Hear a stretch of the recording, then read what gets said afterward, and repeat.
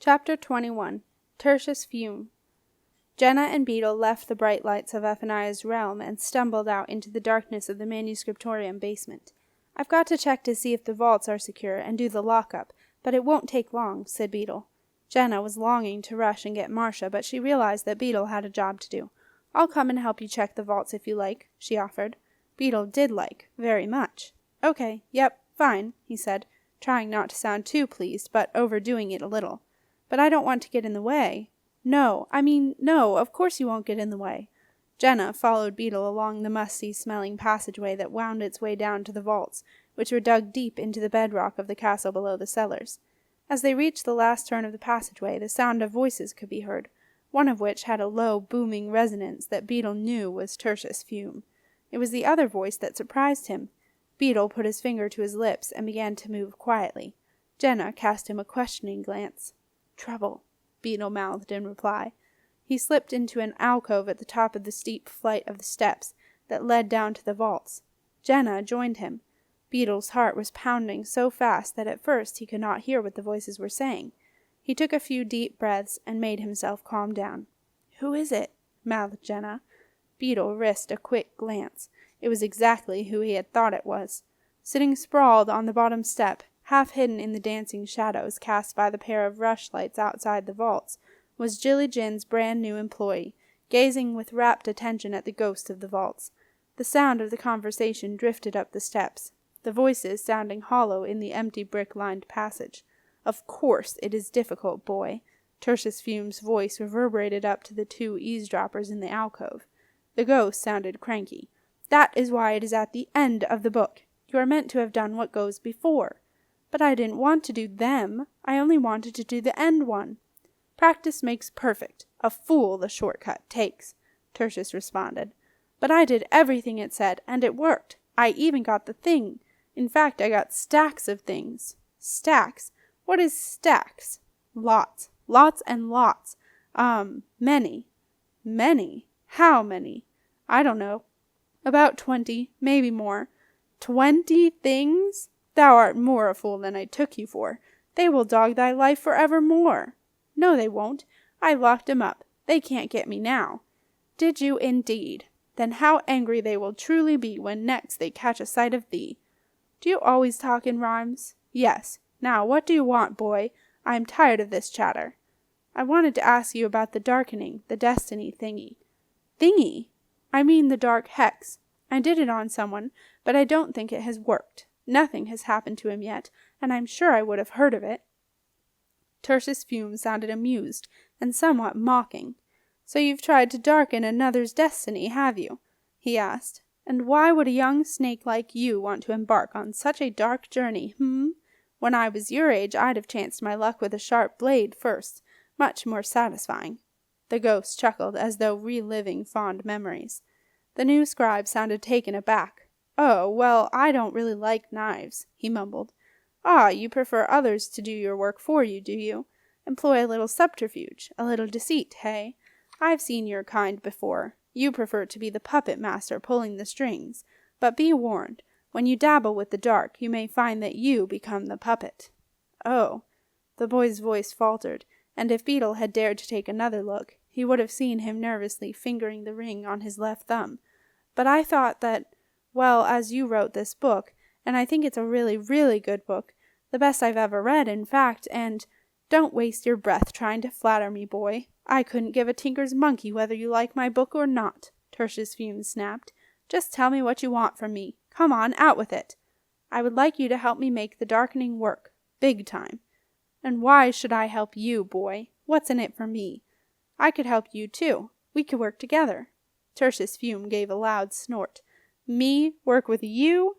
Me, the very first chief hermetic scribe? Me work with a jumped-up little pinch-brain? Just give me one reason why on earth I would want to do that." There was a silence, and then Jenna and Beetle heard the words, clear as a bell. "Because I am alive and you are dead." Beetle raised his eyebrows at Jenna. That Daniel Hunter kid had nerve. "Careful, boy," Tertius Fume growled. "That state of affairs is easily remedied." "Oh, but I didn't mean to—" The boy's voice sounded thin and scared. Tertius Fume ignored him and carried on. However, it is true that I do miss some of the powers of the living, and though I would not trust a lettuce leaf like you to do my bidding, I would trust your interesting companion here." Beetle raised his eyebrows at Jenna as if to say, "What interesting companion?" He risked a quick glance, but could see only the ghost and the dark-haired boy in the shadows, no one else. "You can have him." The boy sounded relieved. "He gives me the creeps, following me everywhere." "Very well. Transfer his allegiance to me, and I will make the darkening work." "And then will you help me?" "I am a man of my word, whatever others may say," said Tertius Fume. "The other, whose destiny is to be darkened, will find himself cast onto the precipice of peril. How does that sound?" "Great," said the new scribe. "Really great. That will show him. That stuck-up, goody-goody Septimus Heap kid will wish he never stole my name." Jenna and Beetle looked at each other. "Sep!"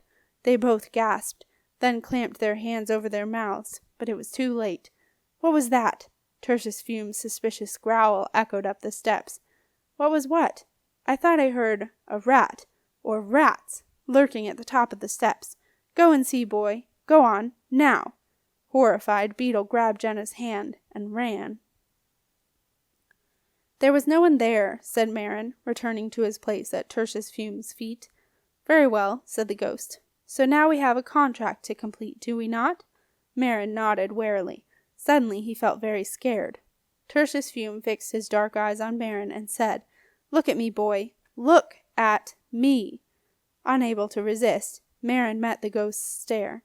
"The contract," said Tertius Fume, "is this. You will transfer the allegiance of your servant thing to me in perpetuity, throughout the universe and into the great beyond. In return, I will make effective your pathetic attempt to darken the destiny of one Septimus Heap. Do you accept?" Marin managed a feeble croak. "How?" "You just say yes, boy. It's not complicated," snapped Tertius Fume. "But, how will you darken his destiny?" "You dare to question me?" Wide-eyed with terror, Marin shook his head. "If you question a contract, it must be answered, however stupid the question," Tertius Fume said. Marin squirmed at being called stupid yet again. "I shall darken the Heap boy's destiny by sending him upon the quest. No one returns from the quest. No one. Do not look at me like an idiot, boy." The ghost sighed. The boy had seemed promising at first, but was turning out to be a big disappointment. In the interest of making sure the contract was valid, he continued his explanation. "To work its best, dark magic must not be suspected. We must not give those who may wish to countermand it a chance to." Ignoring Marin's puzzled look, he carried on.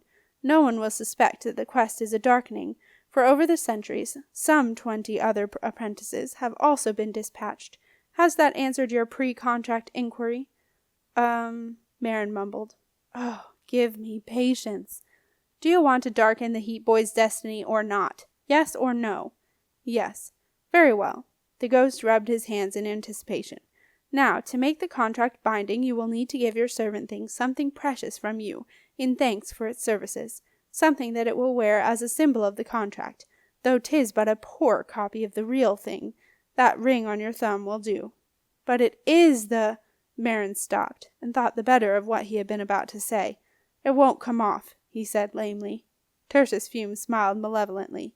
"If I could still wield the knife, it would." Marin went pale. "So find something else, boy, before I am tempted to try." In panic, Marin went through his pockets and was about to hand over Sleuth, when he found his very last licorice snake. "This," he said, pulling out the snake in triumph. Beetle and Jenna were nearly at the end of the long, winding passage back up to the manuscriptorium, when Jenna realized something was missing. "Nico's pin," she said with a gasp, her hand flying to her cloak. "It's gone." Beetle stopped. In the candlelight he could see Jenna's tears welling. "What's it like?" he asked. "It's a gold J. Nico bought it from the port. I always wear it in my cloak. Always. And now it's not there." "You had it down by the vault. I remember." "Did I? I'm sure you did." Beetle had noticed how Jenna kept checking the pin, and had wondered who had given it to her. "Wait here. I'll go get it." "But that ghost." "I'll be really quiet. He won't know a thing. Be back in a sec."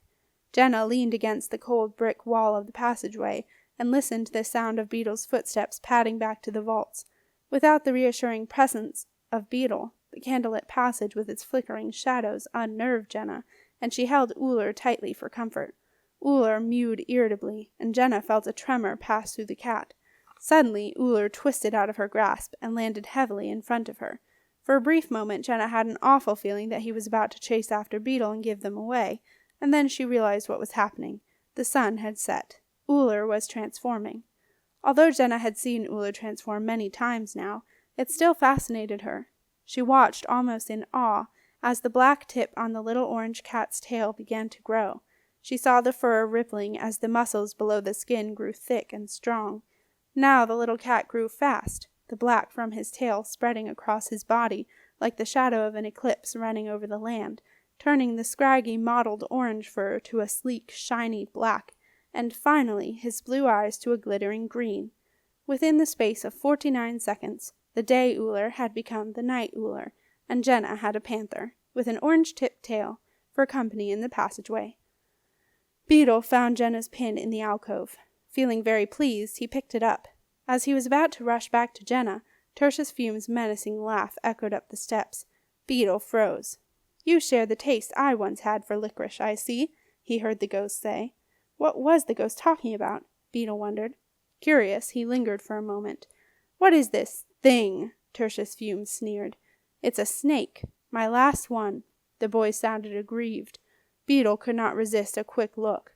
The new scribe was clumsily trying to tie the snake into a circle. "See," he said, sounding panicky. "I can make it smaller. I can. Then it can be a ring, a really nice ring." Beetle saw the boy close his eyes, and guessed he was doing a shrink spell. To Beetle's surprise, it appeared to work. The snake disappeared in a puff of black smoke, and the boy held out his hand to show something to Tertius Fume. "So be it," said the ghost. "Give the thing its ring, and we will proceed." Beetle dared not stay any longer. He had left Jenna alone for long enough. He sped back up the twisting passage, and as he was nearing the end, his heart gave a fearful lurch. 2 glittering green eyes were staring out of the shadows where he was sure he had left Jenna. "Jenna?" he whispered, hardly daring to imagine what might have happened. "Jenna?" Jenna stepped out of the shadows by the walls. "Did you find it?" she asked anxiously. "Shh," said Beetle. "Don't move." "Why not? Oh, Beetle, wasn't it there?" "Just don't move, okay?" Jenna froze. Something was wrong. She watched as Beetle stealthily crept along the wall, keeping to the shadows. A low rolling growl came from Uller. "Uller, shh," whispered Jenna. Beetle pounced. Uller snarled. "No, stop! Beetle, it's only Uller! Uller, let go!" There was a tearing sound as Beetle wrenched his sleeve out of Uller's jaw, and Jenna hauled Uller away. "No, Uller! Leave!" Uller glared at Beetle angrily. He didn't like being pounced on. He was the one who did the pouncing. "Leave!" Jenna repeated sternly. "Uller?" gasped Beetle. "Yes, you know he was Snorri's cat. He's a transformer." "Really?" said Beetle faintly. "Wow." "Beetle, did you—" Beetle shook off the awful fear that something terrible had happened to Jenna. He uncurled his hand and showed Jenna a small gold J lying in his palm. "Oh, Beetle!" Jenna picked up the pin and fastened it back in her cloak. "Oh, Beetle, thank you!" And she threw her arms round his neck. Beetle grinned. That was worth fighting 100 panthers for. Down by the vaults, Marin was not receiving such an enthusiastic response from the thing. It peered at the licorice ring in disdain. What a cheapskate, it thought. The thing sighed a hollow sigh. Unfortunately, it was no more than it would have expected, and things were not so bad. Its new master looked infinitely more promising. The thing took the sticky black ring, as though it were picking up a particularly disgusting insect, and placed it on its left thumb. The contract was complete.